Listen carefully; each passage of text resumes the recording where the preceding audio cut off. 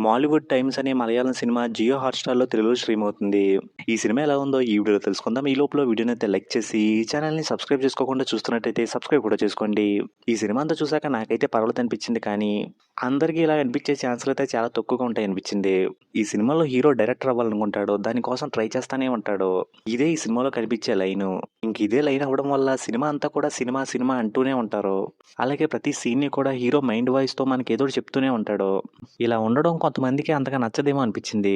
ఇంక cinema start అయిన తర్వాత హీరో చిన్నప్పటి నుంచే డైరెక్టర్ అవ్వాలనుకోవడం, తన వాయిస్ ఓవర్‌తో ప్రతి సీన్‌ని మనకు చెప్పడం ఎందుకో ఫ్రెష్‌గా అనిపించింది.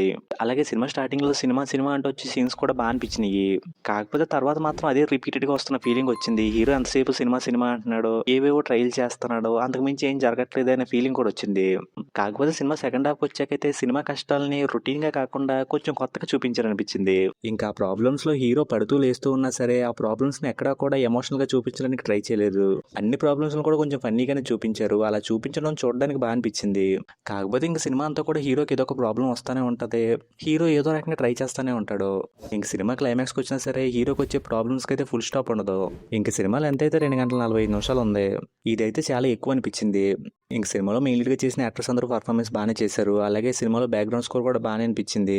ఫైనల్‌గా ఈ సినిమా అయితే ఇలా ఉంటుంది. సినిమా అంతా కూడా సినిమా, సినిమా అని హీరో తిరుగుతా ఉంటాడు. అతనికి ఏదో ఒక ప్రాబ్లమ్ వస్తా ఉంటది. మళ్ళీ ట్రై చేస్తా ఉంటాడు.